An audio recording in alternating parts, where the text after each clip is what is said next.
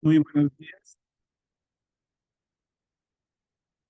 Bienvenidos nuevamente a todos a esta segunda jornada en la que, habiendo hablado ayer tanto de argumentación, conceptos básicos de lo que es la argumentación y lo que es la interpretación, pues ahora nos corresponde hablar sobre la teoría del caso, cómo la estructuramos. Les había mencionado también ayer que hablaríamos sobre algunos errores que se pueden cometer dentro de la argumentación. Y finalmente, pues vamos a revisar eh, mm, lo que es ciertos criterios también aplicados por parte de la Corte Constitucional, como la Corte Constitucional del Ecuador nos indica, nos señala en sus precedentes cómo se puede constituir una argumentación jurídica suficiente para, de alguna forma, marcar la línea de lo que es la argumentación jurídica por parte de los jueces, sobre todo con la intención de tutelar el derecho a justamente al debido proceso en la garantía de la motivación. Así que bienvenidos. Igual que el día de ayer, pues al estar 3 horas en esto, pues vamos a realizar dos pausas a fin de que no resulte tan cansado y podamos oxigenarnos, tomar una agüita, un café o algo. Si me permiten, voy a compartir pantalla. Sí, doctor, tienen los permisos para la compartición de pantalla. Muchas gracias.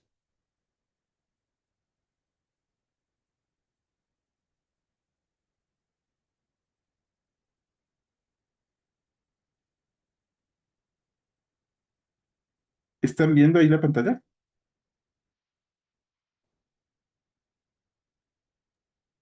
No, doctor, no se ve la pantalla.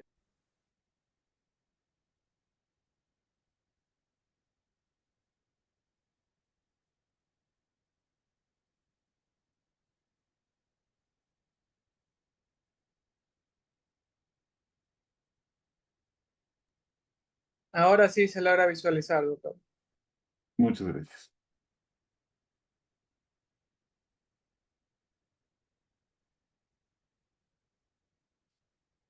Como les mencionaba, hoy vamos a hablar un poco sobre la construcción de la teoría del caso y vamos a empezar revisando ciertos criterios que tienen que ver con la oralidad,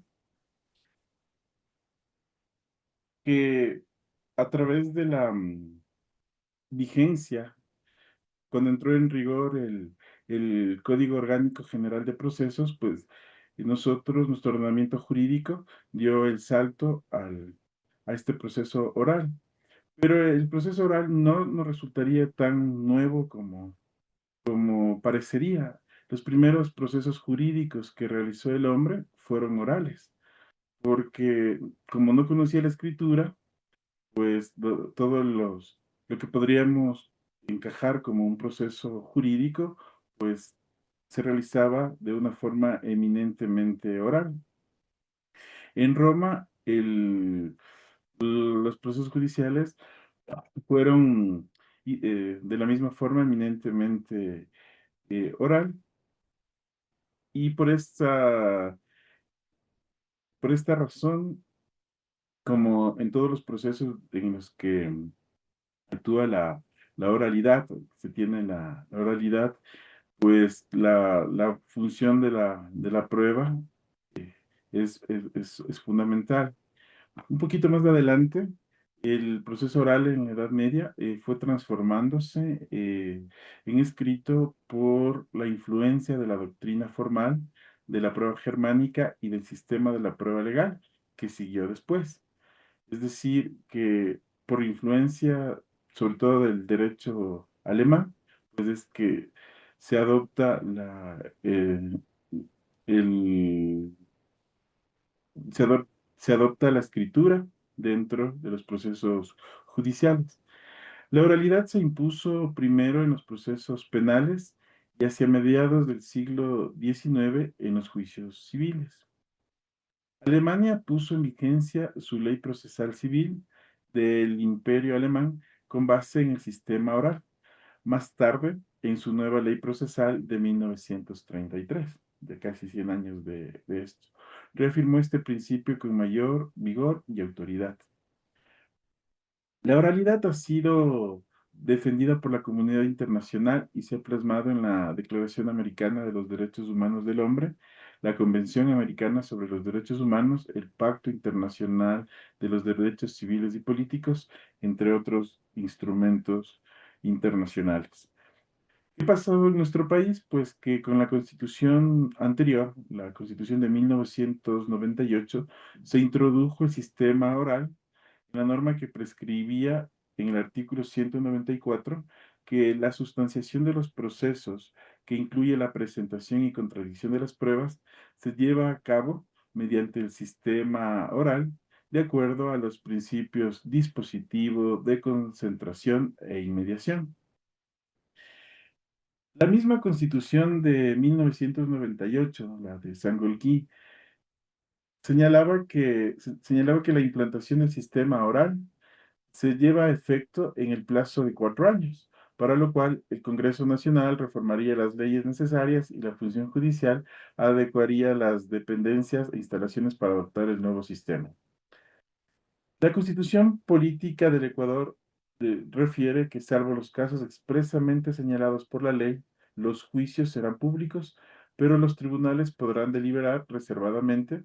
No se admitirá la transmisión de las diligencias judiciales por los medios de comunicación ni su grabación por personas ajenas a las partes y a sus defensores. Esto lo podemos evidenciar en el artículo 195 del mismo cuerpo normativo, en el que pese a que se busca desde 1998 dar el paso a la oralidad, pues este se iba dando de forma lenta. En el 2008, ya con la entrada en vigencia de la Constitución de Montecristi, pues entra dentro de la oralidad, se incorporan además las garantías jurisdiccionales en el que como principio se establece que tanto para la proposición y para la sustanciación de las garantías jurisdiccionales, garantías de tipo secundario, pues el procedimiento debe ser sencillo, rápido y eficaz y debe ser oral en todas sus fases de instancias, de acuerdo al artículo 86 de la Constitución.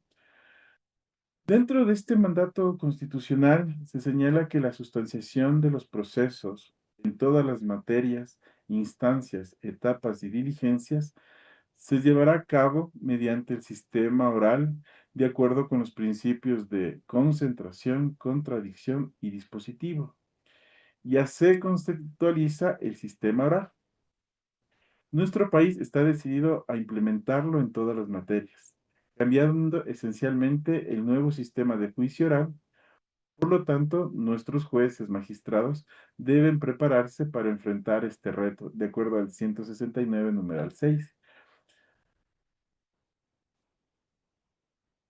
Citando al tratadista Cueva en su obra El juicio oral laboral, el proceso oral se realiza mediante audiencias y en ellas tiene lugar en forma primordial la inmediación. Por lo tanto, al proceso oral muy bien se puede denominar eh,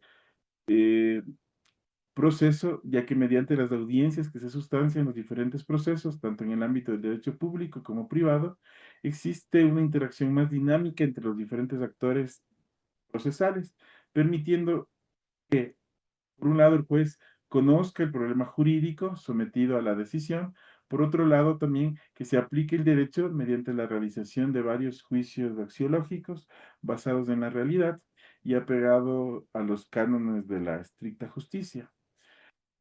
¿Qué logramos con el paso a la oralidad?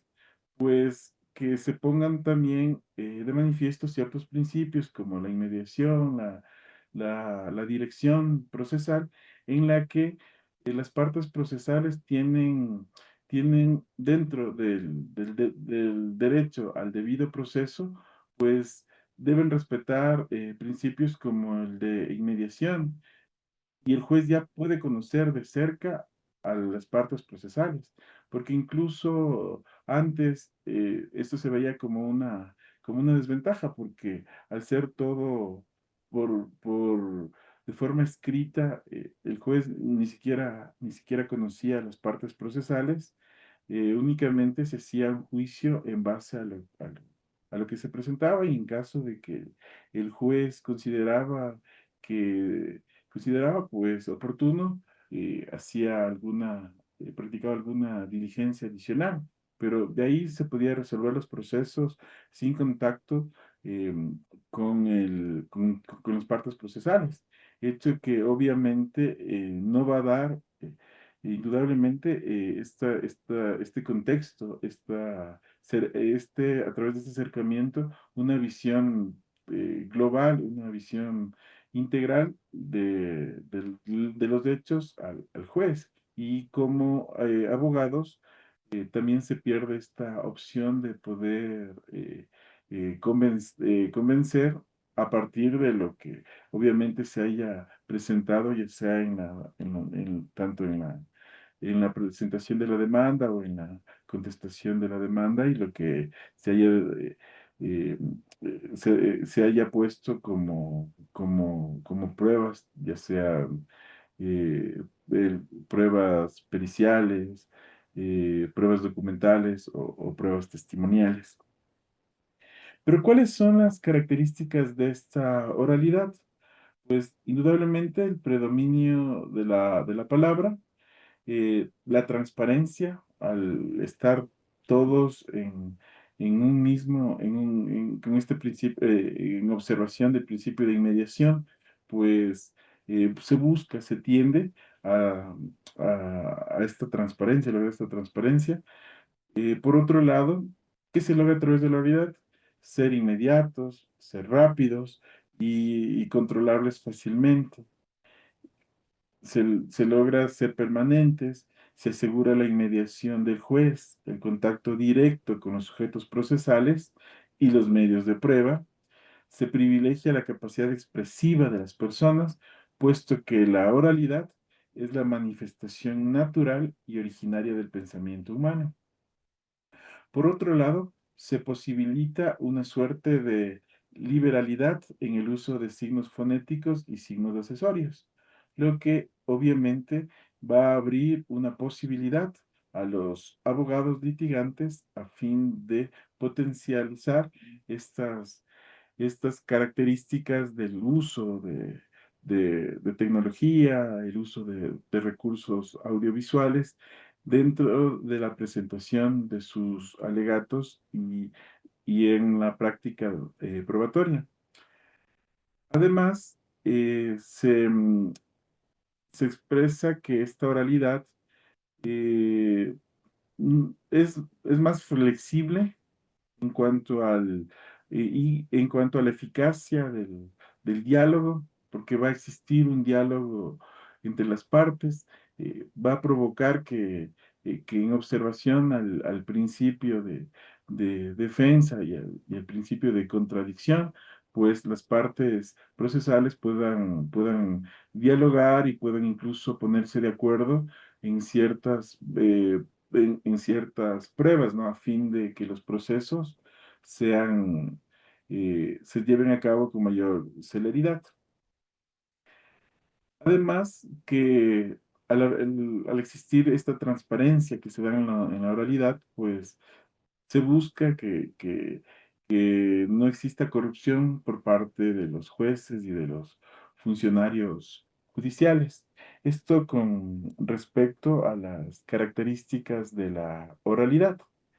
Y entrando a lo que es la teoría del caso, pues debemos partir de un concepto etimológico de teoría del caso, y podríamos separarlo en los dos vocablos, teoría y caso. Teoría tiene su significación respecto un conocimiento especulativo considerado con independencia de toda aplicación. O también serie de leyes que sirven para relacionar determinado orden de fenómenos. De la teoría se deriva el término teorema, que significa proposición, que afirma una verdad que es demostrable. De esta manera, teoría del caso puede entenderse como el planteamiento técnico que desarrolla y argumenta cada una de las partes, sea en defensa o que se esté actuando como en la parte que acusa.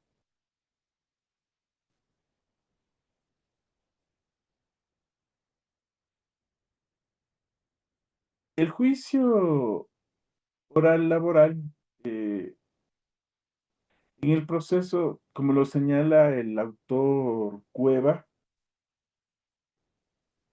Eh, él nos menciona que el proceso oral se realiza mediante audiencias y en ellas tiene lugar en forma primordial la inmediación. Por lo tanto, al proceso oral muy bien podemos denominarlo proceso por audiencia, ya que mediante las audiencias que se sustentan los diferentes procesos, tanto en las diversas áreas del derecho. Por otro lado, tenemos, ya volviendo a la teoría del caso, que la teoría del caso nos va a presentar la idea central y básica a partir de la cual se articula la estrategia que se va a desarrollar en las distintas audiencias ante el juez, ya sea de garantías o al juez civil o a quien se presente la demanda. El abogado, a través de la teoría del caso, presenta la historia de lo que ocurrió, convirtiéndose de ese modo en el cristal por medio del cual queremos que el juzgador, perdón, mire lo que se está presentando. ¿Cuáles serían unas pautas entonces para entender lo que es la teoría del caso? Pues es la simple lógica y persuasiva historia que acerca de lo que ocurrió. Nos permite desarrollar los argumentos a presentar durante todo el proceso, dando de cuenta nuestra teoría legal y de cada uno de los elementos que conforman, utilizando para ello todos los antecedentes que se tenga en mano, que tengamos en mano. La teoría del caso es una metodología de análisis que, que podemos imaginarnos una maqueta cuya construcción comienza al momento en que se toma conocimiento de los hechos y que se revierte especialmente interés práctico en casos complejos que serán conocidos por los jueces o los tribunales. La teoría del caso, además, comprende un análisis de los hechos relevantes como las pruebas, la participación de los imputados y las circunstancias modificatorias. La teoría del caso es el planteamiento que la acusación o la defensa hace sobre los hechos que se presentan como relevantes, las pruebas que los sustentan y los fundamentos jurídicos que los apoyan. Se presenta en el alegato inicial como una historia que reconstruye los hechos con propósitos persuasivos hacia el juzgador. Esta historia persuasiva contiene escenarios, personajes, sentimientos que acompañan a toda la conducta humana, estableciendo ciertos elementos constitutivos que forman o que son parte de la teoría del caso. Y así tenemos que la teoría del caso tiene elementos lógicos que se refieren a este elemento material, los hechos, que son en que los sustentos probatorios deben coincidir y guardar plena concordancia, plena armonía con los planteamientos conceptuales y jurídicos que se expongan en la causa. Esta concordancia lógica debe ser sincrónica para cada una de las deducciones o de las inferencias que se debatan, tanto en la parte fáctica como en la parte de la norma jurídica. Como, como dice el axioma jurídico, dame la prueba y te daré el derecho. Es este axioma que encierra la logicidad y la concordancia que debe tener dentro del proceso, especialmente dentro del proceso eh, penal, en este caso.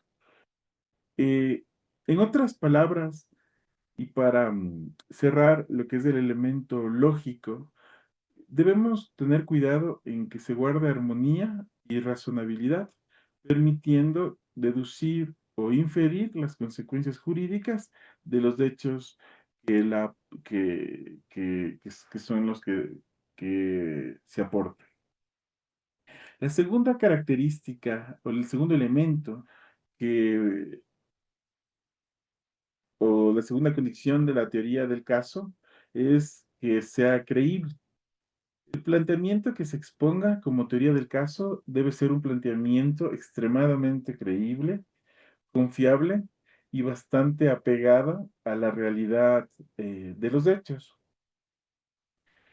Para lograr explicar por sí misma como un acontecimiento humano real, acorde con el sentido común, las reglas de la experiencia, además de ello, debe ser fundamentalmente persuasiva a tal punto que se logre convencer a los demás lo que se considera que es cierto y lo que evidentemente debe ser considerado como algo sensato. La credibilidad está en la manera en cómo la historia logra persuadir a los jueces o a los tribunales.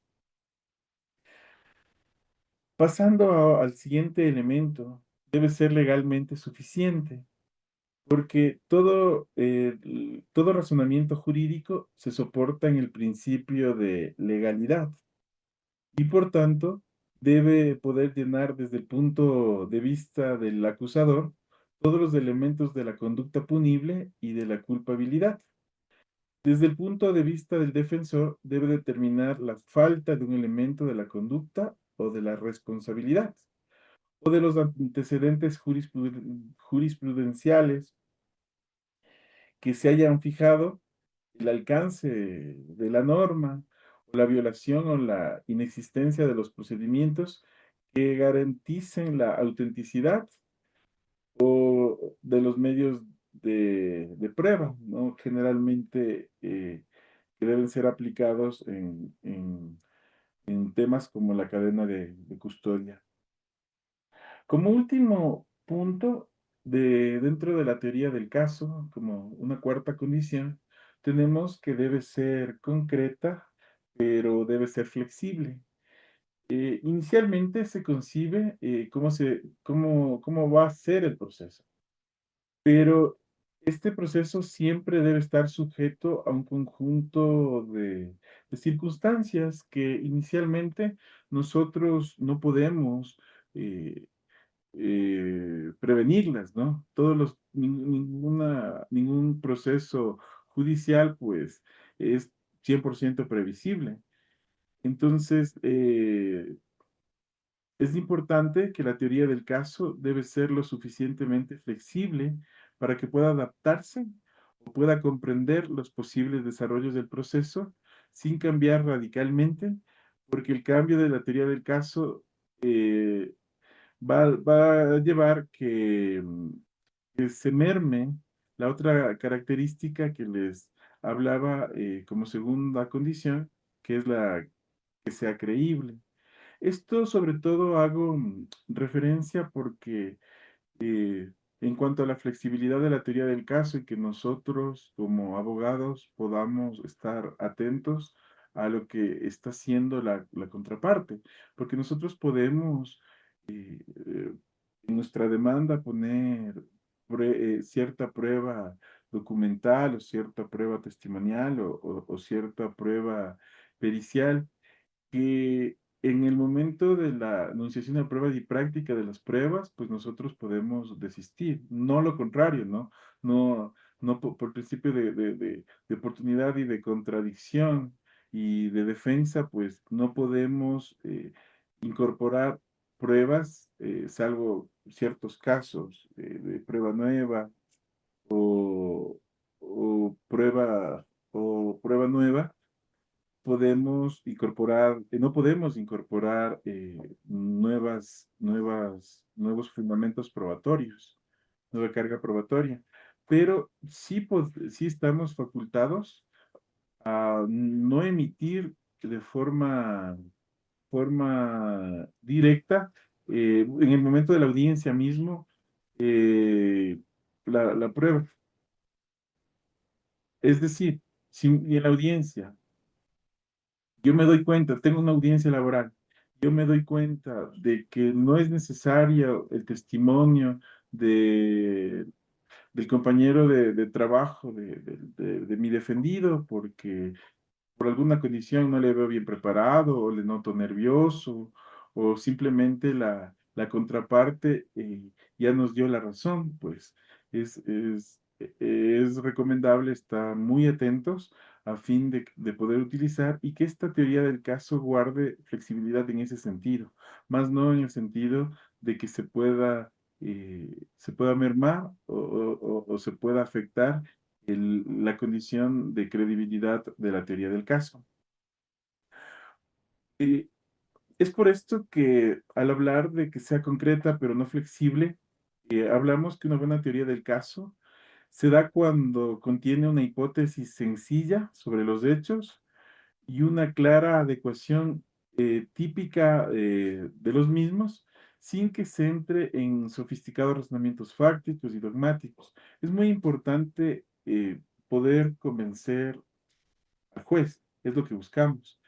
Entonces, debemos evaluar como abogados si corresponde o no llenarnos muchas veces de palabras sofisticadas al momento de actuar, al momento de nuestros alegatos, porque lo que buscamos es convencer. Y muchas veces de la forma más simple es la forma en la que se logra convencer. Un, un juez ya va a la audiencia con una idea en la cabeza que nosotros tenemos que a través de nuestros alegatos y de nuestra argumentación y la práctica probatoria, pues convencerle de que los hechos sucedieron como nosotros lo contamos en la demanda. Entonces, la recomendación sería que busquemos ser simples, que busquemos ser ordenados, que busquemos esta secuencia, sobre todo en la parte de la narrativa de los hechos, en el elemento fáctico, eh, que, que podamos ir explicando secuencialmente desde dónde se originaron los hechos, paso por paso, y de forma simple y clara y que exista esta relación a fin de que el juez pueda convencerse de que los hechos sucedieron así. Entonces el juez ya va a tener una idea y al momento de que con la práctica de la prueba, pues se va a convencer de que lo que decimos o lo que estamos pidiendo o demandando es lo que corresponde. Podríamos ir concluyendo con respecto a esta aproximación conceptual que hacemos de la teoría del caso, que es la brújula del litigante, es decir, la teoría del caso es lo que nos va a ir marcando el camino de hacia dónde se debe, se debe ir en el desarrollo de la audiencia.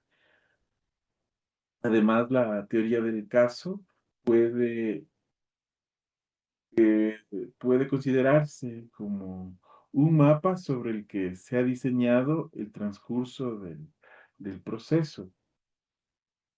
La teoría del caso, además, es el planteamiento que el fiscal, ya sea el abogado, hace sobre los hechos penalmente relevantes, los fundamentos jurídicos que lo apoyan y las pruebas que lo sustentan.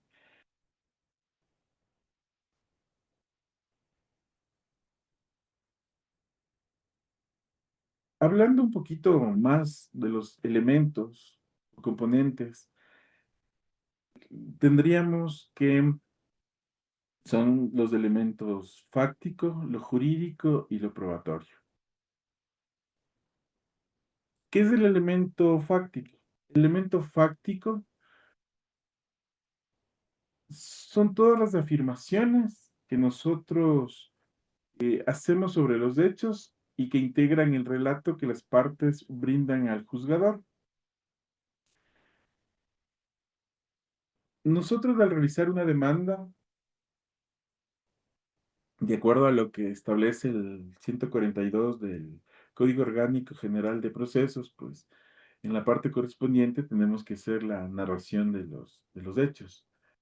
Y hay que irle, como les mencionaba, hay que ir contando al juez el día 31 de mayo del 2025, me encontraba a las 9:37 laborando en la empresa Facilito S.A.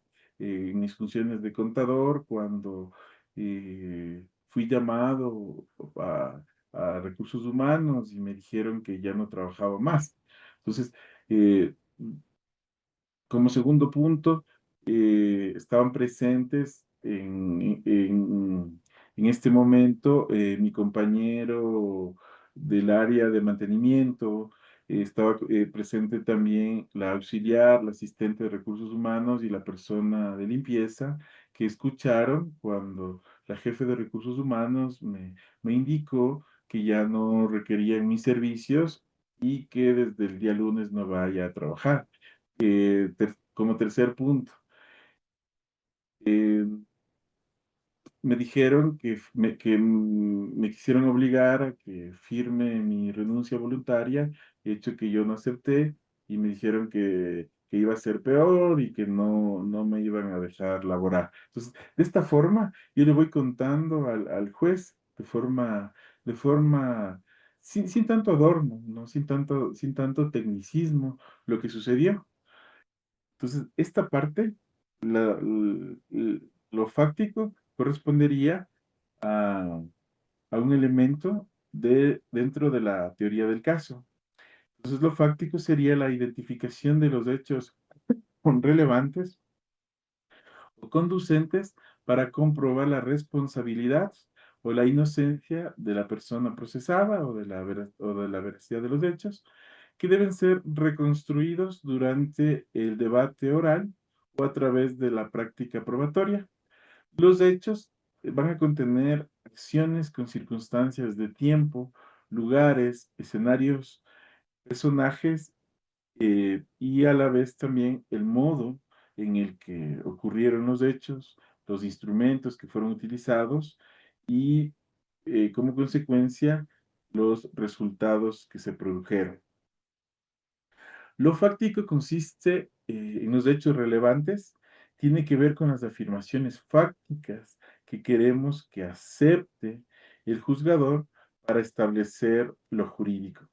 Por ejemplo, en un caso de homicidio,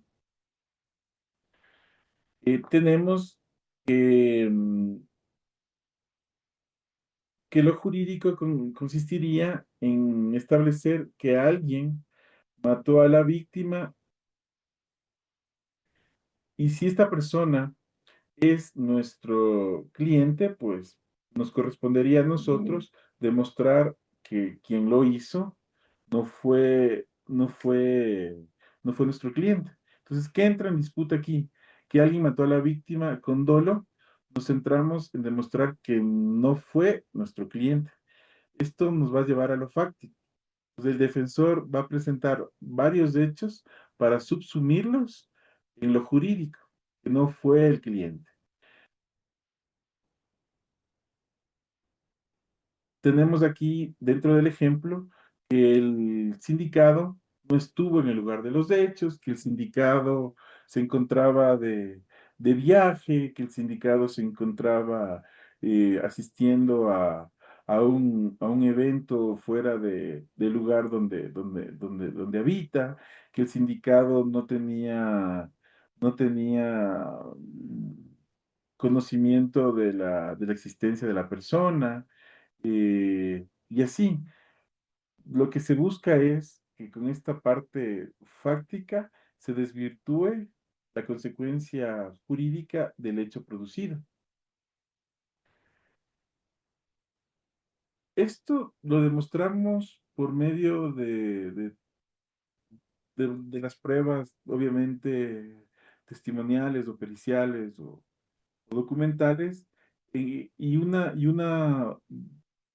prueba muy importante puede ser el testimonio de que el cliente que indique que no mató, y además si se suma al testimonio de un testigo que indique que no, que la persona que cometió el delito no corresponde, no tiene las características físicas que presenta el cliente.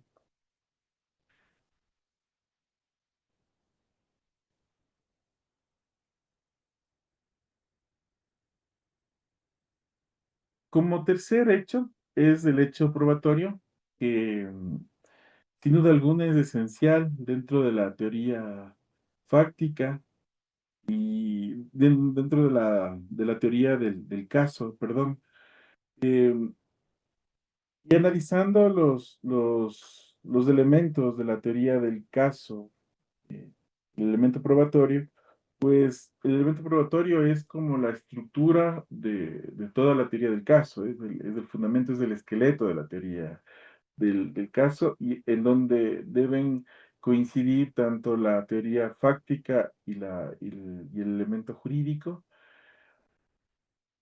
Esto, ¿qué nos va a permitir? Establecer cuáles fueron las pruebas pertinentes para establecer la certeza de que ocurrió la conducta o de la veracidad de los hechos, o la ausencia o que o estas pruebas no resulten ser suficientes para que se compruebe la veracidad de los hechos. La teoría probatoria, entonces, es el modo de comprobar ante el juez los planteamientos formulados. Cuando se sabe cuáles son los hechos relevantes, viene la determinación y la clasificación de las pruebas que demuestran cada supuesto. Esto nos va a permitir saber qué fortalezas y debilidades tiene la teoría del caso para definir si hay alguna fórmula, eh, y si corresponde determinar los hechos veraces o desvirtuar los hechos que se están alegando. Es decir, lo probatorio consiste en examinar las pruebas que queremos presentar para establecer lo fáctico. Lo probatorio, además, me va a permitir sustentar la teoría fáctica y la teoría jurídica, estableciendo cuáles son las pruebas pertinentes para establecer la certeza de la ocurrencia de la conducta o de los hechos y de la responsabilidad, en este caso, del acusado, o la ausencia o deficiencia de estos requisitos, que en el caso de la defensa son fallas procedimentales esenciales o la ruptura de la cadena de custodia en temas penales que hace perder la autenticidad de la prueba.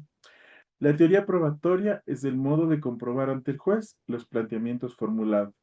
Dentro del elemento probatorio, contamos con todos los medios de prueba que están establecidos de una normativa para establecer la existencia de cada hecho, y para ello nos valemos de la prueba material, testimonial o la prueba documental, que en el caso de temas penales, pues se encuentran a partir del artículo 498 del Código Orgánico Integral Penal.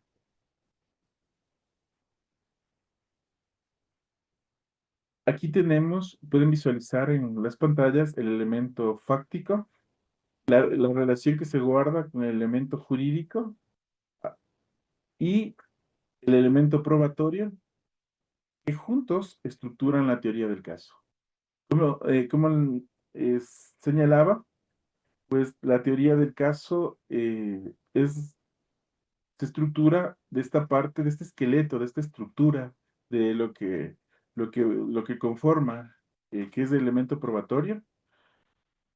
Y lo que tengo que tener cuidado es en que los hechos fácticos sean narrados de forma, de forma lógica. Ayer hablábamos algo del tema gramatical, que sea adecuado, a fin de que no produzca confusiones, sin ambigüedades, que podamos presentar a los jueces, a los tribunales, pues la narración de los hechos y que estos puedan ser subsumidos a una consecuencia jurídica para pero todo esto siempre debe ser probado. Por más que yo tenga una narración adecuada de los hechos, pero si no tengo pruebas, pues, como les hacía mención del axioma jurídico, dame la prueba y te doy el derecho.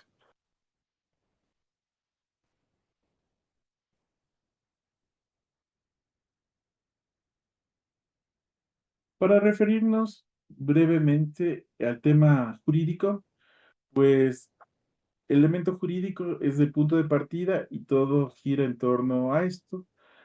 Aquí podemos hacer mención también al otro axioma que les mencionaba ayer, de que no puede existir delito sin ley, porque todo parte de un principio de legalidad. Y se busca en este elemento jurídico, pues, encuadrar los hechos dentro de las disposiciones legales, tanto procedimentales como sustantivas. Es la subsunción de la historia en la norma que se busca aplicar y consiste en el análisis de los elementos de derecho que se quieren establecer. ¿Cómo se construye entonces una teoría del caso? Bueno, tenemos las 9:48 para ver si nos tomamos el primer receso y volveríamos en 10 minutos, por favor.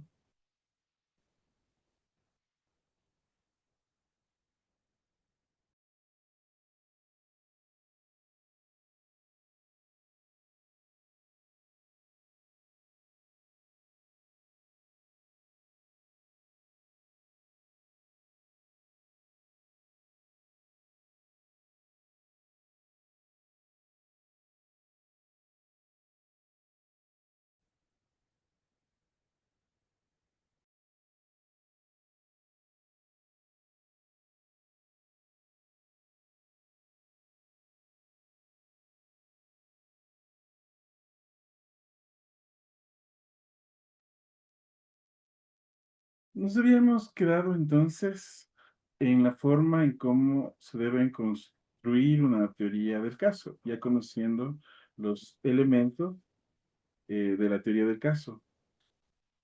Antes de construir nuestra teoría del caso, se debe realizar una adecuada preparación del caso, preparación que se convierte en un trabajo bastante difícil y tiene que ser muy planificado.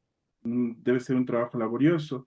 No es que se podría tomar a la ligera y incluso como se hace en muchas ocasiones, pues se pide un modelo de una demanda en particular y vamos únicamente cambiando datos. Pues ahí lo que estamos haciendo, pues nosotros mismos estamos perdiendo porque no estructuramos bien nuestra argumentación de la forma en cómo vamos a convencer al juez. Entonces, cada caso se convierte en una oportunidad y cada caso indudablemente es diferente, porque, porque los hechos fácticos no se van a repetir, la norma jurídica pues sí, y es a la que nosotros vamos a alegar que está siendo vulnerada o a la que vamos a hacer mención en nuestra demanda o en la contestación a la demanda que se formule. Pero es importante que, que la preparación de nuestra teoría del caso, pues, sea con tiempo y que se estudie bien el proceso, porque hay muchas ocasiones, ya en la práctica se ve esto, que incluso los clientes pues no dicen toda la verdad al abogado. Incluso el abogado solo se llega a enterar de algún hecho en particular el momento de la audiencia. Y esto obviamente pues va a cambiar, va a modificar toda nuestra estrategia y toda la teoría del caso y nuestra argumentación pues ya no se va a ver, ya no se va a ver creíble. Y pues obviamente se va a generar esta duda ante el juez. Es importante que se cuide esos detalles, que nos tomemos el tiempo de poder sacar toda la información posible al cliente. Hay muchos clientes que no nos cuentan todo. Entonces sí tenemos que hacer un estudio de la persona a la que vamos a patrocinar o a defender a fin de que pueda existir toda la información. Eh, Alguna vez tuve la oportunidad de hacer una defensa de un despido intempestivo de una persona que trabajaba en una camaronera y él me indicó una, eh, un, un valor que le habían ofrecido, le querían hacer firmar, que correspondía al acta de finiquito como una renuncia, como renuncia, ¿no? Como renuncia voluntaria. Sin embargo, él le pregunté muchísimas veces y él me dijo que él nunca firmó una renuncia y el momento, obviamente, ya en la presentación de pruebas, pues pude observar que sí, que efectivamente él había firmado una renuncia y esto obviamente pues ya tiró abajo todo la teoría del caso. Igual en alguna acción de protección de la que pudimos ser parte, pues se buscaba, más allá porque era un docente, tuvo un sumario administrativo, el cual lo aceptó, no hizo ninguna apelación y cumplió su sanción y fue reincorporado a sus funciones. Luego, cuando se incorporó a sus funciones, pues empezó a sufrir cierto acoso laboral.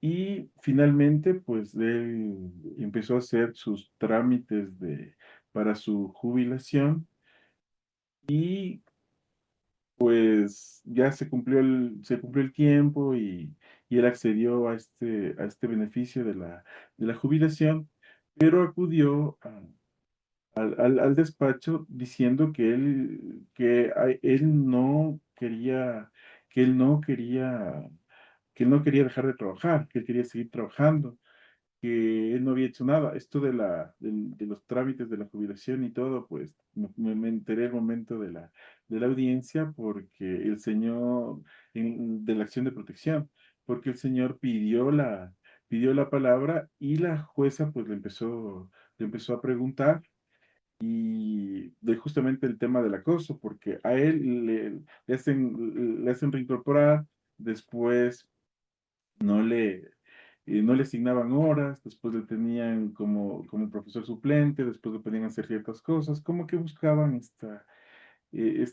desanimarle al docente, pero nunca me mencionó del tema la forma en cómo le dijo a la jueza, a pesar que sí pudimos conversar en ese sentido para que se cuiden ciertas cosas, pero no hizo así.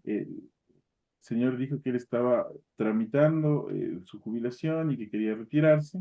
Entonces la jueza constitucional pues dijo, bueno, entonces no entiendo qué es lo que buscan, si en realidad él cumplió su proceso de jubilación y por eso hay una desvinculación, que fue que argumentaron la contraparte.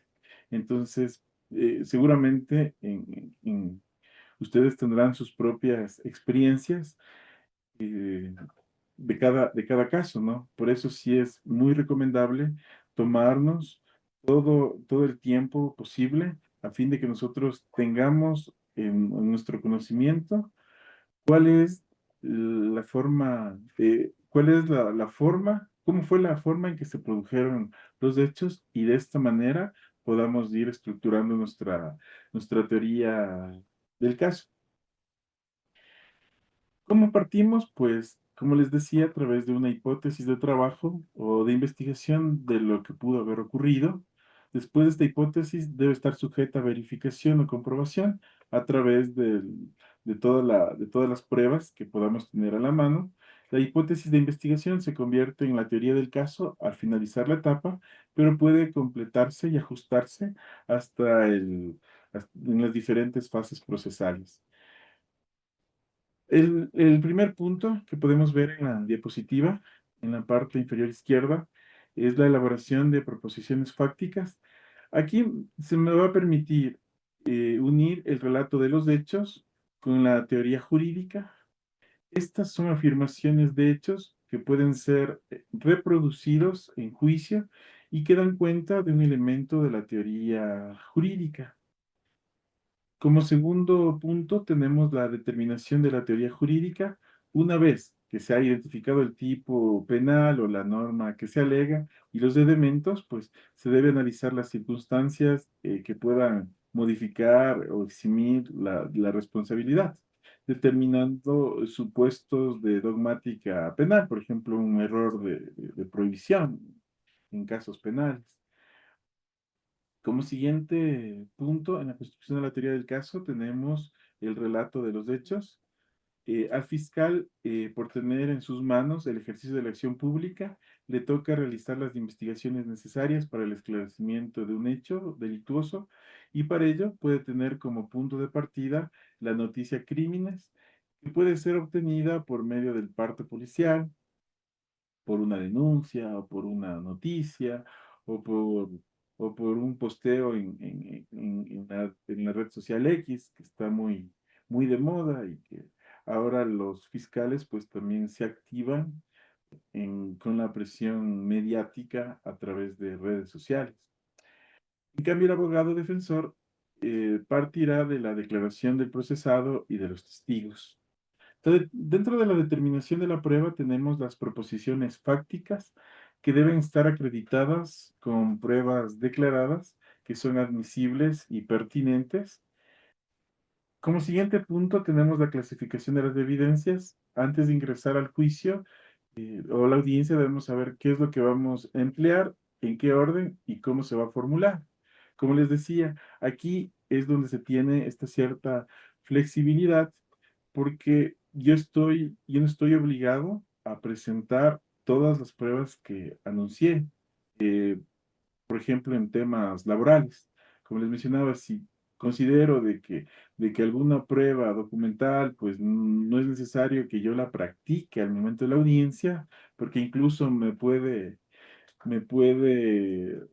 ir en contra de mis intereses, incluso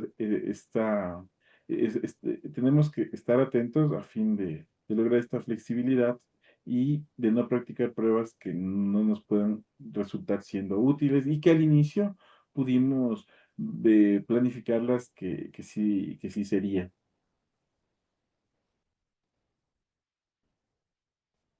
El siguiente punto se configura con la determinación de las debilidades. Es importante que sí nos tomemos el tiempo para determinar claramente cuáles son aquellos aspectos que son débiles de nuestra teoría del caso y que podrían ser utilizadas por la otra parte. ¿Para qué nos va a servir esto? Pues para nosotros poder cubrir con antelación, pues las debilidades, poder subsanarlas. Y finalmente, pues dentro de la teoría de caso tenemos el título de la obra, y que se debe buscar una frase, un emblema, y a manera de titular de diario, y mientras más vendedor y creíble y que pueda motivar, pues resultaría mejor, a tal punto que éste logre impactar ya que con el solo título de la obra estamos insinuando sobre los hechos que acontecieron y que se van a presentar. La teoría del caso debe utilizarse para pensar estratégicamente el caso y controlar cada parte del juicio. Es la base sobre la que se puede construir una narración persuasiva con significado penal relevante. Una de las aplicaciones es la planificación y construcción del alegato de apertura. La primera presentación de la teoría del caso al tribunal o al juzgador se lleva a cabo en el alegato de apertura. Este se puede dividir en varias etapas. Podemos identificar la enunciación del tema, la narración de los hechos, la relación de las pruebas que integran la teoría y que se practicará en el juicio, y la previsión de lo que logrará probarse. La teoría del caso es lo esencial del alegato de apertura, ya que nos va a permitir construirlo de forma lógica y persuasiva, considerando los elementos tanto fáctico, probatorio y jurídico. Podemos decir que el alegato de apertura es la teoría del caso convertida en acusación. Nos permite, además, organizar la presentación de las pruebas. La teoría del caso nos va a permitir decidir qué pruebas convienen a nuestra estrategia. Eh, la teoría del caso nos va a permitir decidir cuál es el orden en el que debemos actuar para obtener una reconstrucción, eh, una reconstrucción de la historia.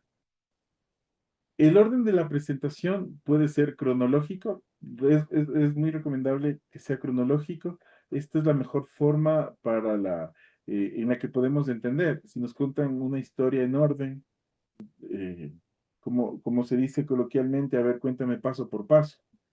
De esta forma podemos entenderlo mejor.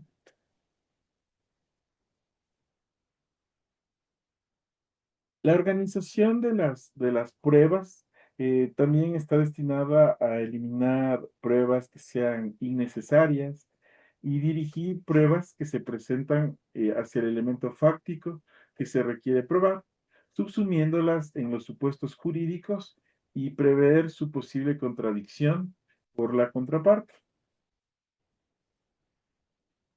Por otro lado, la planificación debe enfocarse también al orden en que serán convocados los testigos y los peritos. En esto, lo aconsejable es privilegiar los testimonios fuertes al comienzo y al final para causar sobre el tribunal este impacto, ¿no? Entonces, generalmente nuestros testimonios más sólidos, pues es recomendable empezar con esos y terminar con esos.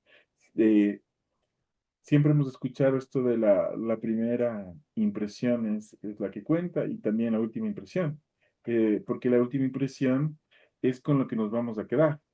No importa, nosotros pudimos ver una película de 2 horas en la que eh, la hora y 40 minutos pues fue una película que no nos llamó la atención, que incluso hasta pudo distraernos o incluso nos causó cierto sueño, pues y vemos que el final, casi sin entenderle, pero nos pareció emocionante, pues ya nos quedamos con esa sensación. La última impresión, el cierre es súper clave, tanto el inicio como el cierre.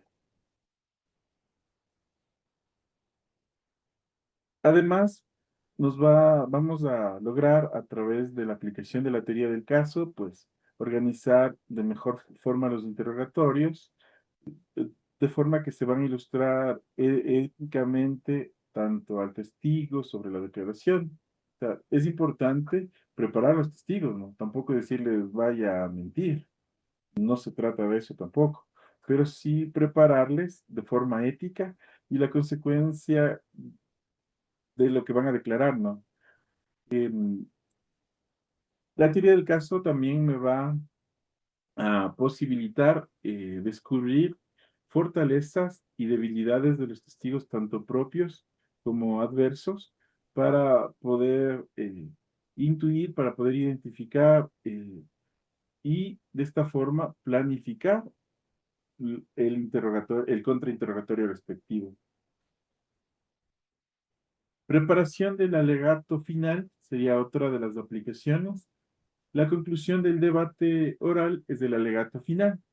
Los litigantes con mayor experiencia aconsejan siempre construir la teoría del caso y planificar toda la preparación del juicio a partir del alegato de conclusión, y entonces regresar al comienzo con el objeto de orientarse sobre la ruta que hay que seguir y las proposiciones fácticas, jurídicas y probatorias que deberán constituir la teoría del caso para que los argumentos sustenten las promesas realizadas en el alegato de apertura. Finalmente, tenemos como otra de las aplicaciones el planteamiento o el descarte de posibles defensas. Con una adecuada planificación de la teoría del caso, el defensor está en la capacidad de poder determinar cuál es la mejor posibilidad y la estrategia de defensa.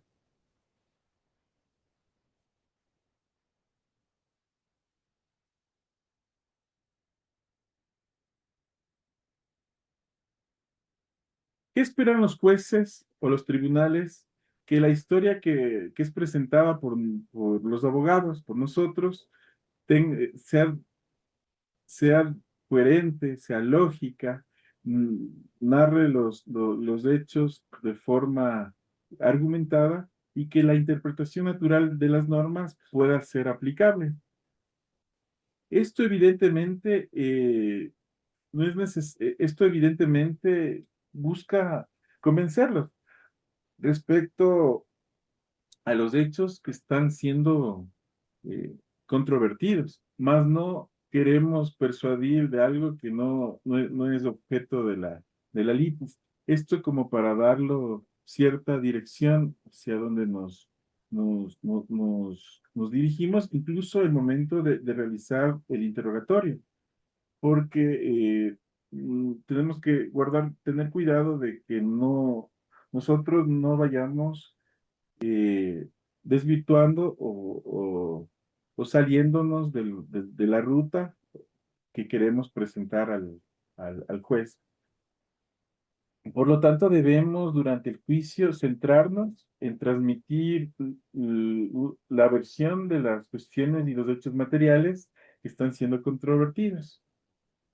El abogado debe identificar y evaluar objetivamente tanto los hechos controvertidos como la prueba favorable y desfavorable de la causa.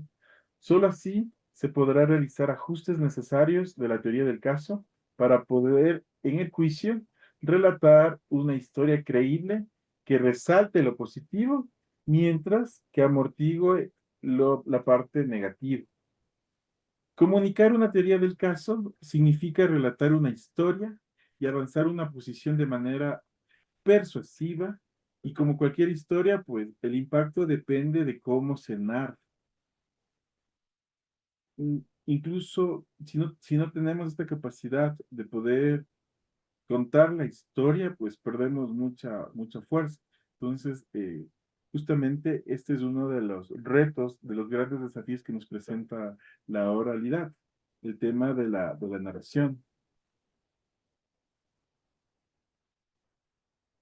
La teoría del caso sirve de guión para organizar todas las actividades probatorias en el juicio. Aún así, eh, tenemos como abogados, pues tratar de humanizar, de buscar llegar a a las, a esa parte sensible de los jueces. Tampoco se trata de ir a protagonizar un melodrama o incluso hay condiciones en las que en realidad no se debe exponer. De pronto una persona que esté muy delicada de salud o en silla de ruedas o algo, pues no voy a llevarle con la intención por un lado, victimizarle a la persona, y si no es necesario, ¿no? Entonces, tampoco se trata de crear una novela, pero sí busquemos a través de nuestra presentación y narración de los hechos, llegar a esta parte humana, esta parte sensible de los jueces, convencerle. Y decirle al juez, mire, es una mamá que en plena, que en plena crisis económica, está siendo objeto de amenazas y todo eso. O sea, buscar que el juez, buscar esta parte humana, buscar humanizar la historia que estamos contando.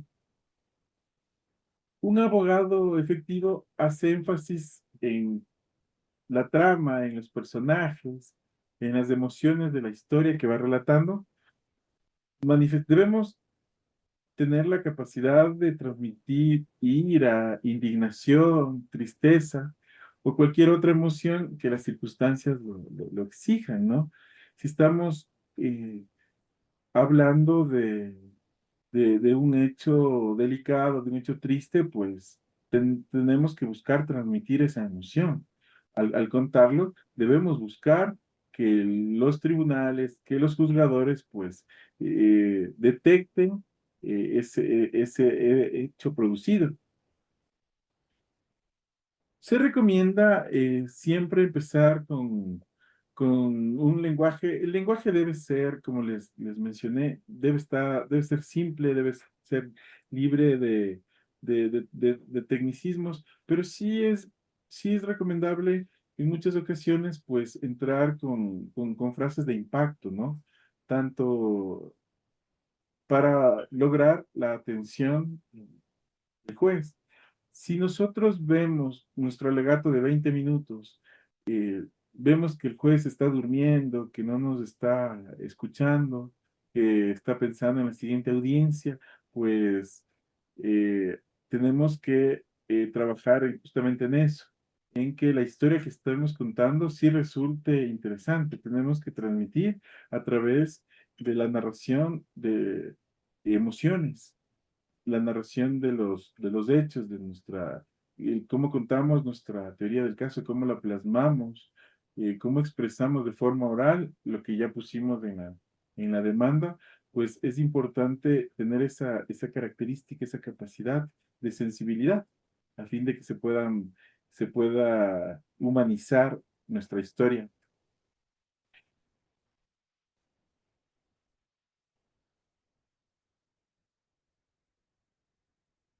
En estos tiempos en la que la tecnología artificial, pues, se ha tomado ya todos los sectores de la sociedad, pues, el derecho no está, no está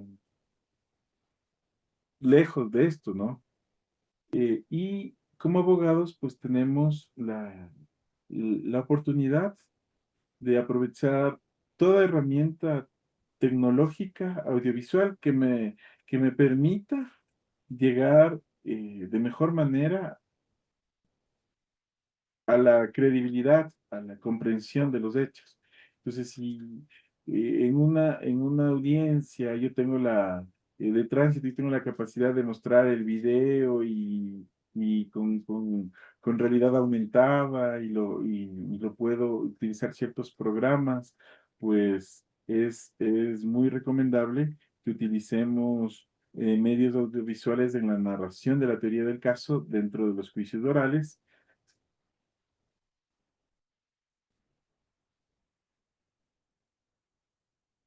Para ir cerrando esta parte de las recomendaciones de la teoría del caso, pues eh, tendríamos algunos temas que se pueden observar dentro de la construcción de una buena teoría del caso. Primero, dediquemos el tiempo y especial atención a la investigación de los hechos. Estudiemos bien el caso, profundicemos los hechos, familiaricémonos con cada detalle, identificando todas las personas que pudieron ser parte, todos los acontecimientos, todas las condiciones. Es el primer consejo, pues, para construir una teoría del caso, dedicar el tiempo y atención para familiarizarnos con con los hechos, con cada detalle. No está por demás cada cosa que nosotros podamos conocer de la forma en cómo sucedieron los hechos. Como segunda recomendación estaría entrenarnos en la identificación con precisión de cuáles son los hechos más relevantes, es decir, que van a tener consecuencias jurídicas relacionadas con el tipo penal escogido o en casos penales. Esto con relación al punto anterior, en el que en la primer punto recomendado, pues es interiorizarnos, investigar, conocer bien, conocer al detalle, conocer a fondo cómo sucedieron los hechos, qué fue lo que pasó, qué fue lo que pasó. Y posteriormente a eso, pues dentro de un segundo punto, debemos entrenarnos en cómo identificar eh, de forma precisa cuáles son los hechos más relevantes, es decir, que tengan consecuencias jurídicas relacionadas con lo que vamos a alegar. De todo lo que vimos, de todos los hechos que, que tenemos en nuestro conocimiento, cuáles son los que nos convienen, cuáles son los que vamos a utilizar, cuáles forman parte de nuestra argumentación a fin de lograr el objetivo de convencernos. Como tercera recomendación está identificar de forma rápida los hechos que fueron probados y que no necesiten ser controvertidos, bien por coincidir con reglas generales de la experiencia del sentido común o que sean de notoriedad pública o sujetos de acuerdos con la contraparte, ¿no? Como cuarto consejo, tenemos la construcción de tantas proposiciones fácticas como hechos que se pretendan demostrar, o varias por cada hecho. No hay que salirnos de los límites impuestos por los elementos del tipo penal. A cada proposición hay que hacer corresponder uno o varios medios de prueba que demuestren o nieguen. Si yo pido despido intempestivo, pues tengo que demostrar eso. Toda aseveración en derecho, todo lo que yo afirmo, debo demostrarlo. No pasa esto con la negativa pura y simple, pero tengo que tener especial atención en el momento de que, digamos, en un tema laboral, yo estoy afirmando de que hubo un despido intempestivo. Entonces, el momento en el que yo afirmo que se produjo un despido intempestivo, pues a mí me toca demostrar eso. La carga probatoria cae en la parte que afirma, ¿no? Mientras que en la contraparte, si la contraparte dice, contesta, no hubo despido intempestivo, y ya hace negativa pura y simple, pues no tengo que demostrar nada. Le corresponde a la otra parte demostrar lo que afirma. Pero si digo, yo no le despedí, él renunció, el momento en el que digo, él renunció, pues revierto carga de prueba y me toca a mí demostrar. Entonces tenemos que observar mucho que todo lo que digamos, toda aseveración, toda proposición que realicemos dentro de nuestra teoría de caso, tiene que ser demostrada.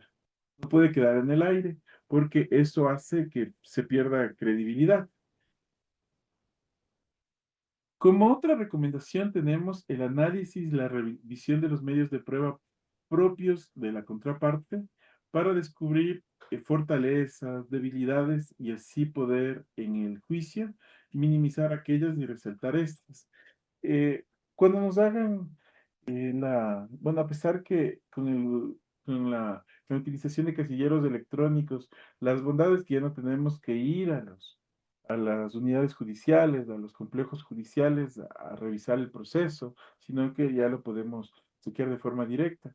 pero sí es recomendable que vayamos, que nos tomemos ese trabajo de ir, nos demos ese tiempo para poder conjuntamente con el cliente verificar, decir, mire, usted, aquí dice que usted firmó, es su firma, o usted conoce a esta persona, es la firma de esta persona, eh, o verificar si se trata de copias simples, si se cuenta con las debidas formalidades en el caso de que se requiera la notarización de ciertos documentos, pues o en el caso de un poder especial o de una procuración judicial, pues eh, verificar bien que sí se cumpla y que exista la cláusula para poder transigir. Entonces, son cosas que probablemente los contras que tenemos dentro de este boom de tecnología, que si bien nos acerca y nos recorta distancias, pues por otro lado, nos puede poner frente a una inminente condición de que no podamos observar y que por una minucia, que por una cosa pequeña que pudimos haber identificado, se pueda establecer una debilidad de la contraparte. Además, es muy necesario investigar y analizar todas las circunstancias posibles que envuelven el elemento material de la prueba, si a fin de que se puedan eh, probar o desacreditar en la parte, en la, en la fase procesal correspondiente. Se debe construir un relato con la capacidad de persuadir al juez con una narración cronológica que muestre hechos antecedentes de forma efectiva y natural y cómo estos causaron los hechos sobrevinientes o posteriores o que de acuerdo con el supuesto jurídico que se invoca, en ambos casos el relato debe ser coherente y debe ser lógico. Se debe elaborar un relato creíble que transmita seguridad y convicción con relación a demostrar los hechos. Finalmente, podemos indicarles que se debe elaborar una historia basada en interrogantes sobre dónde, cuándo, quién, cuál, quiénes. Y la contestación de estas preguntas, pues, me va a permitir lograr y conseguir una historia. La argumentación jurídica es entonces crucial en la teoría del caso porque permite estructurar, fundamentar de manera lógica la versión de los hechos que se presentan ante el juez con el objetivo de persuadirlo de la veracidad de la propia posición. Es el corazón de la presentación del caso, ya que a través de argumentos sólidos y coherentes se busca convencer al juez de la validez de la tesis que se defiende.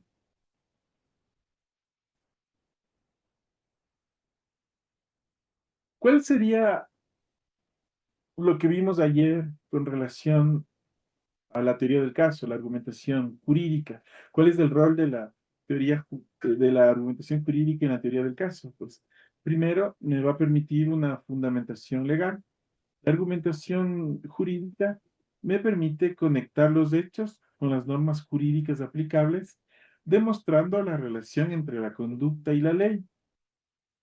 Me va a permitir lograr una persuasión racional.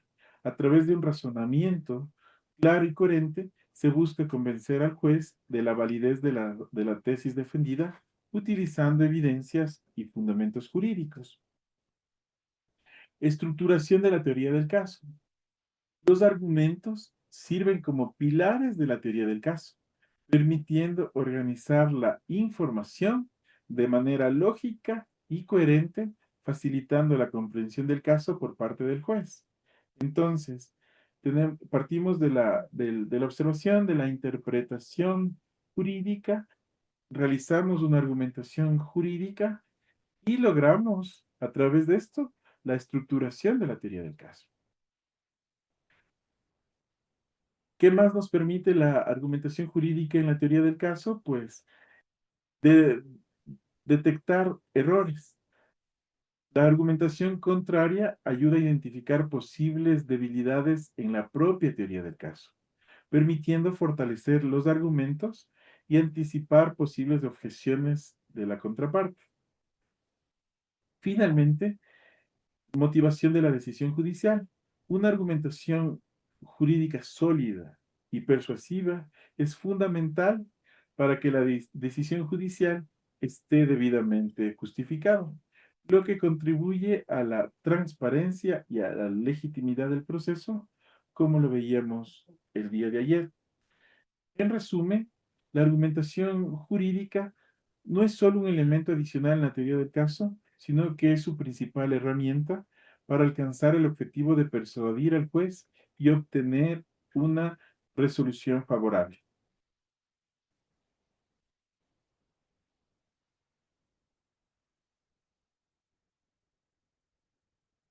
Antes de irnos a la siguiente y última pausa de estas dos jornadas, este módulo, les voy a presentar brevemente los vicios de la argumentación jurídica. Regresamos, vemos algo más terminamos de ver lo de los vicios y concluimos con algún análisis de lo que la Corte Constitucional ha establecido como una argumentación jurídica suficiente.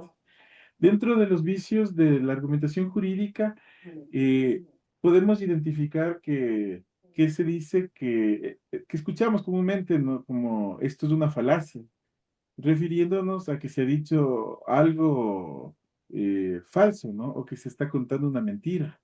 Y una falacia no es una mentira.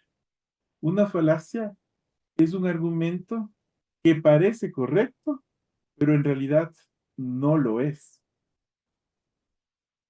Las falacias surgen en Grecia por la escuela de los sofistas, que impartían cátedra sobre el discurso público o político enfocado en la oratoria y la retórica.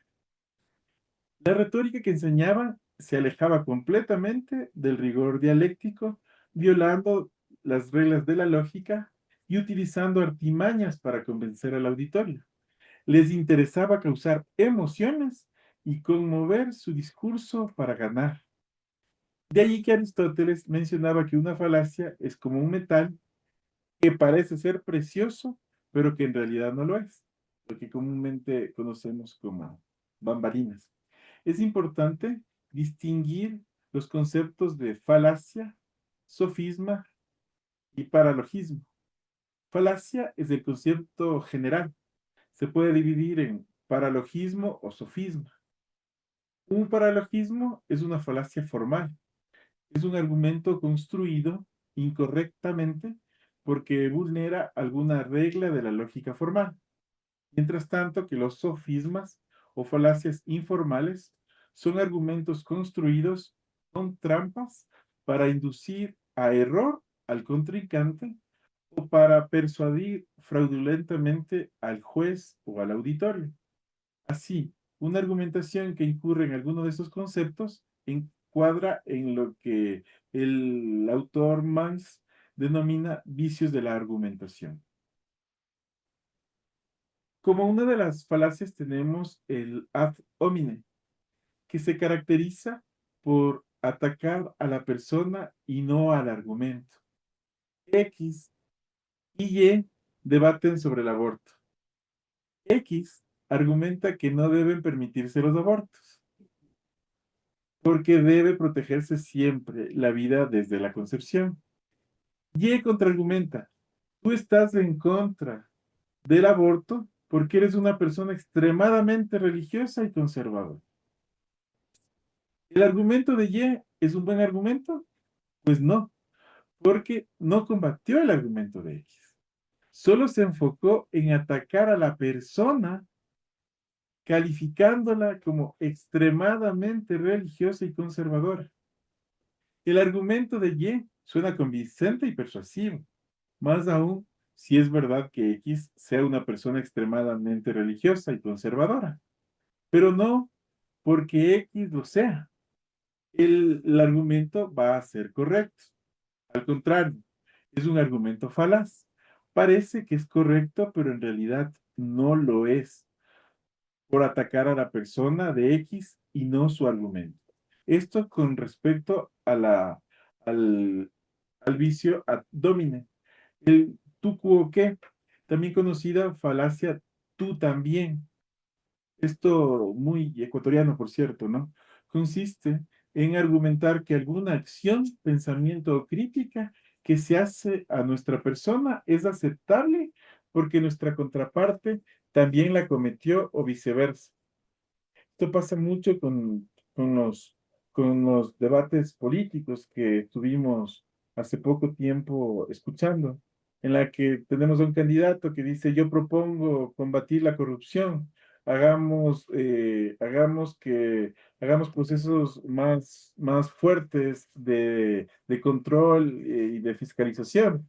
Y el candidato 2 eh, eh, responde combatir la corrupción.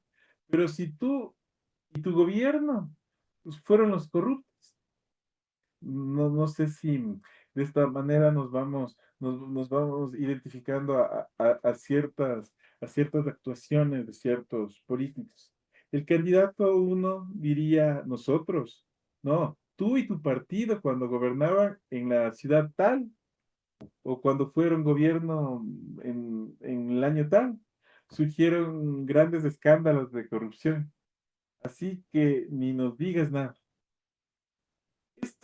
El tú por qué, la falacia tú también, pues es una vertiente de falacia abdomine, porque se realiza un ataque a la persona, pero con la particularidad de que se intenta justificar una acción porque su contraparte también la comete. Tenemos la falacia ad populum, también conocida como apelar a la emoción. Consiste en usar las emociones en lugar de razones. Se utilizan aspectos que involucran sentimientos basados en cuestiones patrióticas, religiosas, políticas, económicas, de seguridad o de cualquier categoría sospechosa y que pueden provocar reacciones emotivas ante el juez. Esto de lo que se observa en política es más fácil, ¿no? Que se causen emociones y que más que ofrecer argumentos, ¿no? Lo que esto observamos todo el tiempo, que nuestros políticos buscan la parte emotiva más que ofrecernos argumentos. El incrementar delitos que ameriten prisión preventiva oficiosa, aumentar penas, es un excelente recurso para muchos políticos. El debido proceso es un derecho humano reconocido a todas las personas y que debe respetarse por cualquier juicio independientemente de la gravedad del delito. Pero los políticos aprovechan el desconocimiento de la ciudadanía respecto a este derecho para argumentar que la solución contra la delincuencia, pues, es reforzar la seguridad pública o que se aumenten las penas y que la prisión preventiva oficiosa sea la regla por excelencia, ¿no? Continuando, tenemos el vicio de la pista falsa, que se utiliza alguna distracción para desviar la atención de la contraparte y del juzgador. Quien la usa busca distraer introduciendo aspectos que no tienen relación con el fondo del debate. Imaginémonos a un asambleísta que propone una iniciativa de ley, digamos en materia de gasto público. Durante la sesión, este legislador expone su iniciativa, pero el legislador de la otra bancada, de la bancada opositora, em, consigue un periódico o una publicación en una red social, lo muestra al auditorio y argumenta que con qué cara el asambleísta A presenta una iniciativa de ley en materia de gasto público, cuando en la publicación del periódico La P se señaló que el asambleísta desvió millones de dólares cuando fue ministro. ¿Cómo se puede confiar en un ladrón? La iniciativa no debe pasar.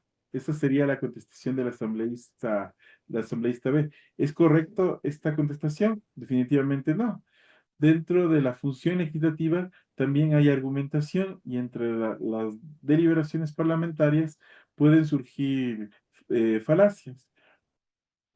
El asambleísta B, quien increpó al asambleísta que propuso este proyecto de ley para el gasto público, incurre, cae en vicios de ad hominem, porque ataca directamente al asambleísta, quien es el que propone, respecto de lo que el periódico La P hizo la publicación.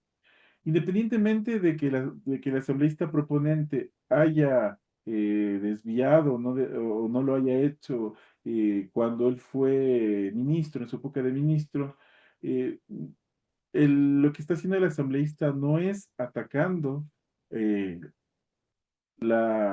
no es atacando el argumento, sino que está atacando a a la persona, es decir, le está atacando al asambleísta que propone.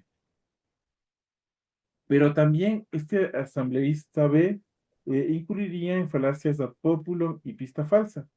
Eh, en, ad populum porque intenta causar reacciones para que los demás asambleístas repudien el comportamiento presuntamente corrupto del legislador que propone. Mientras que intenta causar emociones negativas por el escándalo de corrupción.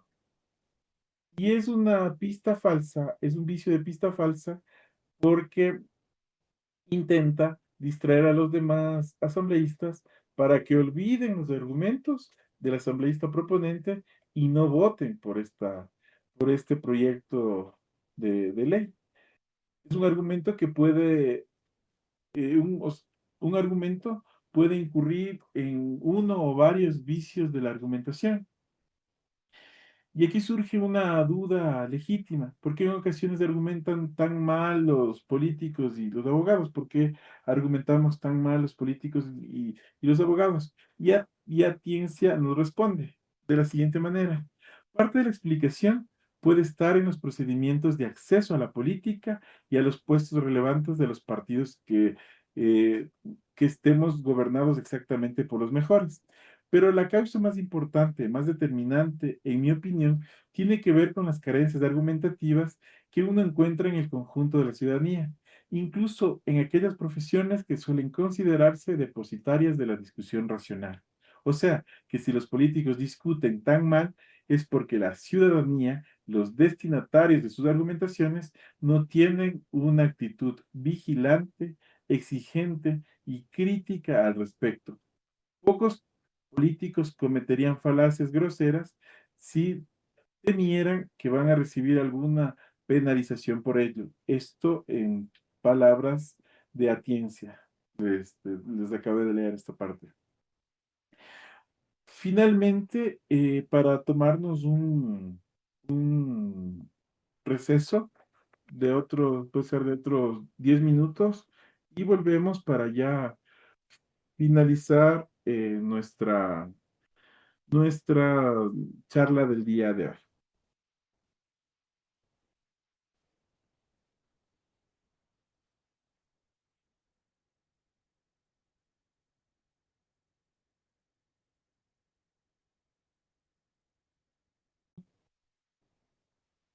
Son argumentos inválidos que, a pesar de parecer razonables, contienen errores lógicos que pueden engañar o manipular a quien los escucha. En nuestra práctica diaria, estas falacias pueden afectar a la correcta interpretación de la ley, la formulación de argumentos sólidos y la toma de decisiones por parte de los jueces. Habíamos hablado de la falacia abdomen, que es un vicio de la argumentación que ataca la credibilidad de una persona en lugar de refutar sus argumentos. Teníamos también la falacia ad populum, que apela a la popularidad o a la opinión de la mayoría para justificar a una oposición. Tenemos la falacia de la generalización apretada, que concluye sobre una población completa basándose en una muestra pequeña o no representativa. Tenemos la falacia del equívoco, que usa palabras o frases con diferentes significados dentro de un mismo contexto, creando una confusión. Tenemos la falacia de autoridad, que apela a una autoridad no relevante o no experta en el tema para justificar una afirmación. Tenemos la falacia de la carga de la prueba, que impone la obligación de probar una afirmación a la persona que la niega en lugar de la que la afirma. La falacia ad ignorantium argumenta que algo es verdadero o falso porque no se ha podido demostrar lo contrario. La falacia del falso dilema presenta solo dos opciones cuando pueden existir más alternativas.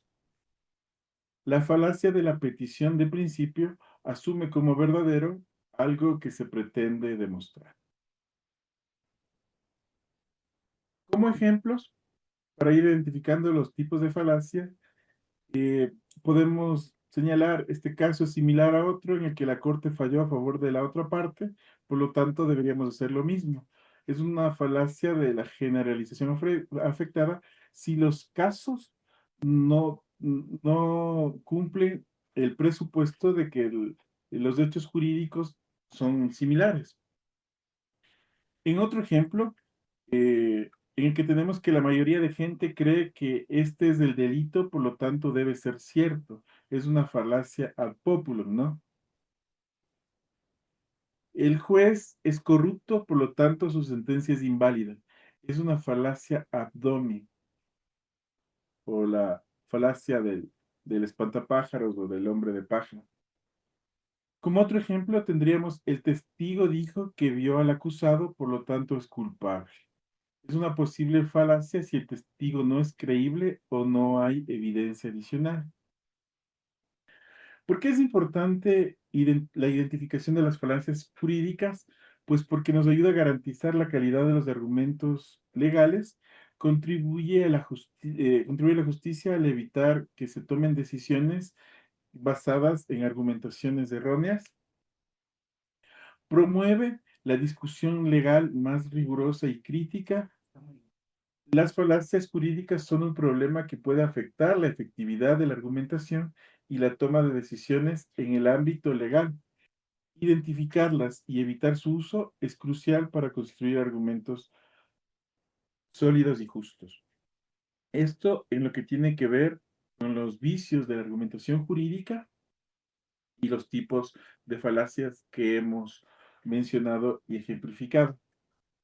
Finalmente, y para terminar la jornada del día de hoy, voy a resaltar ciertos criterios de una sentencia de la Corte Constitucional en la que, de ponencia del doctor Ali Lozada, en la que se produce un cambio de precedente en lo que corresponde a la motivación. Habíamos, sin entrar en profundidad en temas de motivación como tal y únicamente para aterrizar en el tema de la argumentación, pues eh, el anterior precedente de la Corte Constitucional y cómo había sustanciado casos por falta de motivación y que se pueda aceptar a trámite una acción extraordinaria de protección o que se declare la vulneración de derechos procesales o de falta de motivación, pues y venía dado en la medida en que se cumpla o no se cumpla el famoso test de razonabilidad con los parámetros de lógica, comprensibilidad y coherencia. Sin embargo, que era una suerte de checklist, pero que, de acuerdo al precedente de esta sentencia del 2021 de la Corte Constitucional, se cambia el precedente, de acuerdo a lo que determina el artículo 2 de la Ley de Garantías, y se señala que el criterio rector para examinar un cargo en la vulneración de la garantía de la motivación va a establecer que una argumentación jurídica es suficiente cuando cuenta con una estructura mínimamente completa, es decir, integrada por dos elementos: la fundamentación normativa suficiente y la fundamentación fáctica suficiente. La misma Corte Constitucional establece tres principios básicos de deficiencia motivacional: la inexistencia, la insuficiencia y la apariencia. La Corte señala que se produce una inexistencia de motivación cuando en una argumentación jurídica la decisión carece de fundamentación normativa y fáctica. Por su parte, la insuficiencia de motivación se da cuando la decisión tiene cierta fundamentación fáctica y normativa, pero de alguna de ellas no satisface el mínimo estándar de suficiencia que demanda cada situación jurídica. Y mientras que el vicio de apariencia se genera cuando la argumentación jurídica a primera vista cuenta con una fundamentación normativa y fáctica suficientes, pero alguna de ellas se encuentra alterada por algún tipo de vicio motivacional, los cuales pueden provenir de otros tres escenarios: incoherencia, inantinencia o incongruencia, tanto frente a las partes o frente al derecho. Y finalmente también la incomprensibilidad. La Corte Constitucional ha establecido que existe una insuficiencia motivacional en los siguientes términos. Una argumentación jurídica es insuficiente cuando la respectiva decisión cuenta con alguna fundamentación normativa y alguna fundamentación fáctica, pero alguna de ellas es insuficiente, pero no cumple el correspondiente estándar de suficiencia. Y mientras que sobre el estándar de suficiencia, la Corte Constitucional lo define de la siguiente manera: el estándar de suficiencia es el grado de desarrollo argumentativo que razonablemente se debe exigir para dar por suficiente la fundamentación normativa o la fundamentación fáctica de una argumentación jurídica. Mientras más riguroso debe ser el juez para la motivación, mejor cumple con este estándar.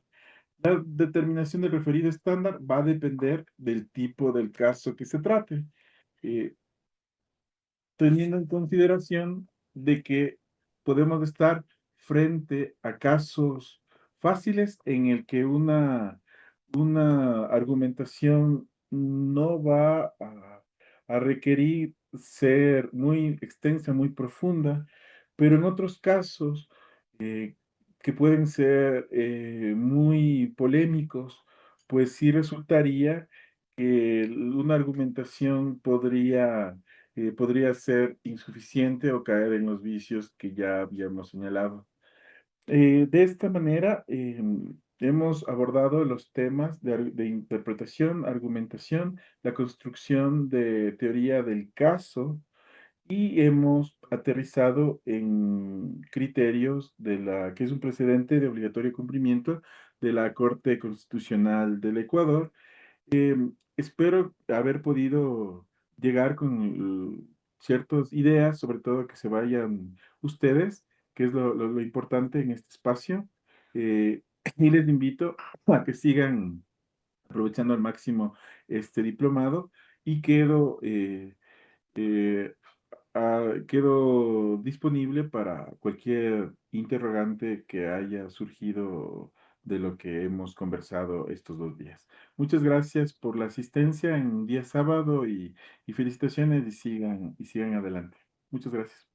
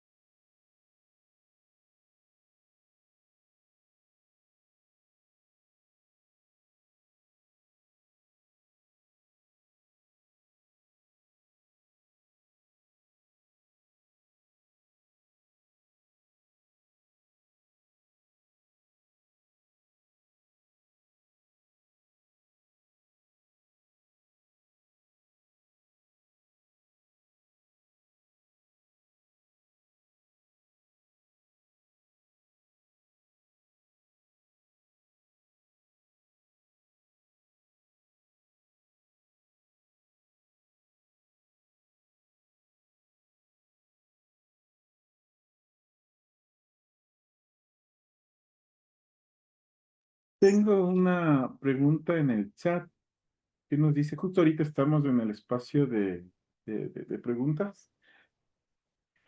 Dice una pregunta, en la primera parte del alegato inicial, ¿cuál sería el tiempo? Bueno, normalmente va a depender del tipo de audiencia. Por ejemplo, en temas de garantías jurisdiccionales, desde 20 minutos que se da, pero mucho también va a depender de las partes procesales y esto termina siendo a ratos desigual, porque en el caso de una parte accionada en el que se cita al representante legal de una institución pública y además a la Procuraduría y además llega el ministerio del ramo, pues nosotros tenemos 20 minutos para nuestro alegato inicial, mientras que se les van a dar 20 minutos al ministro, 20 minutos al director, 20 minutos al procurador. Entonces, fíjense, tenemos, el juez va a tener 60 minutos de alegatos de la contraparte, mientras que tendría solo 20 minutos por parte de quien está proponiendo. Entonces, esta sí es una desigualdad de armas. Normalmente, y respondiendo a Marlon, muchas gracias la pregunta, pues va a depender de la audiencia. Todo en observación al principio de dirección procesal, pues el juez nos va a limitar el tiempo. Pero lo recomendable acá es que en ese tiempo pues podamos ser lo más claros y que no nos extendamos demasiado ni que tampoco seamos tan concisos que no se pueda transmitir todo lo que vamos a hacer. El alegato inicial pues es la presentación de lo que vamos a hacer. El juez ya tiene conocimiento de la demanda, el juez ya tiene una idea. Lo que vamos a hacer es transmitirlo de forma oral y le vamos a hacer una promesa al juez, al tribunal, que es lo que vamos a demostrar. Y es una promesa que a lo largo de la carga probatoria y con el alegato final, pues se va a concluir. Entonces, el alegato inicial, como conversábamos, pues debe seguir esta estructura de teoría del caso y que en realidad logre tener una argumentación jurídica sólida en base a todas las interpretaciones posibles. Hacemos todas las interpretaciones posibles, sacamos las interpretaciones que nos favorezcan a nosotros, nos metemos dentro del proceso, nos interiorizamos, nos familiarizamos con todas las circunstancias, vemos cuáles son los hechos fácticos que nos favorecen a nuestra teoría del caso, determinamos la estrategia, pues, y lo transmitimos de manera oral al auditorio o al juzgado. Dice Tomás Peñafiel, en una resolución jurídica, si el juez viola las garantías del debido proceso, como el derecho a la motivación del artículo 76, número 7, literal L, podrá ser destituido el señor juez. Correcto. Existe, tenemos sanciones de tipo administrativo que están establecidos para los jueces. Existe una sentencia sobre el error inexcusable en el que los jueces pueden caer en alguno de estas fallas, ¿no? Del dolo, de la negligencia manifiesta o del error inexcusable. En el caso de que se vulneren deliberadamente derecho a la motivación, pues eh, si se cumple este trámite primero para poder presentar un error inexcusable o una negligencia manifiesta, pues se debe presentar el juez superior, tribunal superior, pues debe indicar esto y luego tiene que realizarse el sumario, el procedimiento administrativo por parte del Consejo de la Judicatura, hasta ahora, ¿no? Porque sabemos que la ley de garantías jurisdiccionales pues se reformará. En este caso, pues, en esta doble instancia. Antes no, antes el Consejo de la Judicatura pues entraba y podía decir, bueno, esto es, y de hecho destituyó a algunos jueces, incluso un juez de la Corte Nacional que pudieron regresar luego de un periodo en el que fueron destituidos justamente amparados en estos errores. Como derecho a la motivación en sí, eh, pues separar, una vez más, si cumplo esto y determino que el juez incurrió en dolo, quien se manifiesta error inexcusable, pues sí se puede sancionar y se lo puede destituir incluso, pero en el caso que no, pues la vulneración de un derecho procesal en vía ordinaria me va a permitir que pueda presentar recursos de casación o pueda presentar un recurso extraordinario, bueno, no es un recurso, corrijo, puedo plantear una acción extraordinaria de protección frente a Corte Constitucional a fin de que se retrotraiga el proceso a donde en el momento en que se produjo la vulneración del derecho procesal, en este caso sería a la motivación, y se pueda revisar la sentencia. Y en el caso de que la falta de motivación, pues, o la vulneración de derechos procesales en general provenga de la rama de justicia jurisdiccional, de justicia constitucional, pues incluso la Corte Constitucional puede entrar a revisar mérito y emitir una sentencia de mérito. Muchas gracias, Tomás, por la pregunta. No sé si hay otra pregunta adicional.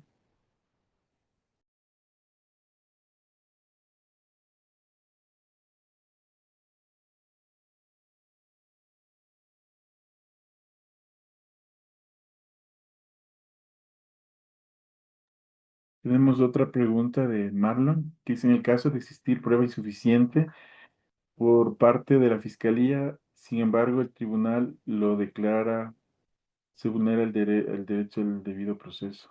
Es que, bueno, en el caso de existir prueba insuficiente por parte de Fiscalía, no entendería mal, no sé si puede activar su audio y hacer la pregunta para tener mejor. No. ¿Cómo está, doctor? Muy buenos días Buenos y días, buenos días Marco. con todos. Buenos Pero días. la pregunta más que todo iba en el caso de que dentro del tribunal, con las pruebas ya practicadas y al existir prueba insuficiente por parte de Fiscalía, más sin embargo el tribunal lo le ratifica como culpable del delito. En este caso existiría esa vulneración por parte de los jueces. A ver, pero entendiéndole, Marco, muchas gracias. Fiscalía encontró elementos de convicción y formuló cargos, ¿verdad? Uh -huh. Pero al momento de la acusación de fiscalía, el tribunal, pese a que la prueba fue insuficiente, declaró culpable. Definitivamente Exactamente. de una vulneración del debido proceso, ¿no? Porque se debe dictar ahí más que nada porque no se logra, y si es prueba insuficiente en derecho penal, pues no se logra eh, superar el umbral de la duda razonable. Entonces, no podría ser declarado culpable, entonces se tiene que activar el- claro que existiría una vulneración al debido proceso. Ok, doctor. Muy amable, gracias. Gracias a usted, no.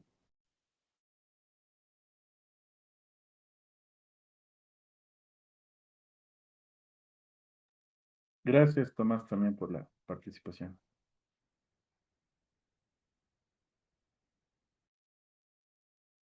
Doctor, muy buenos días, muy buen día a todos. Buenos días. Agra- Agradeciéndole por su excelente exposición, queda muy claro todo lo explicado sobre los jueces y fiscales, las partes que administran la administración, y esto sería un umbral bueno para nuestra administración de justicia y así poder hacer las litigaciones mejor ante estas personas que están frente a los juzgados y la fiscalía, que lamentablemente tenemos un problema que hace unos 8 años estamos con una deficiencia en esta administración de justicia, que no tenemos la tutela judicial efectiva en muchos casos por el desconocimiento de los jueces y de los fiscales, que no tenemos personas especializadas en estas instituciones. Esa sería mi aportación en su desarrollo y que siga adelante, doctor. Muchas gracias. Muchas gracias. ¿Y usted desde dónde se conecta? No, no está en desde, ¿de qué Me parte? conecto desde el ODR de la ciudad de Quevedo, pero yo Ah, estoy en la está por parte de Quevedo. Guayaquil a un lado. Sí, Usted litiga en Quevedo, es abogado litigante. no, pero soy magíster y soy abogado y me dedico a muchos trabajos de investigación y muchos trabajos de ayuda a muchas personas para que litiguen en muchos Ah, casos constitucionales, penales, y de lo que se pueda colaborar en lo que necesite. Así es, doctor. listo, muchas gracias.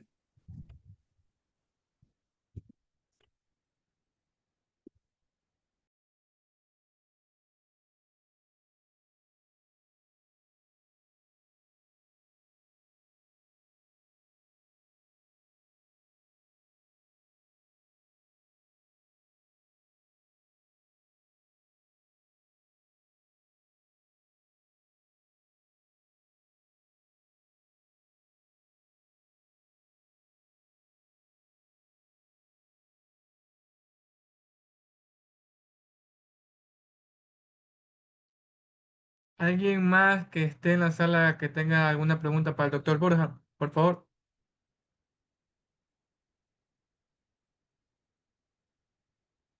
Bien, parece que todas las dudas han sido solventadas.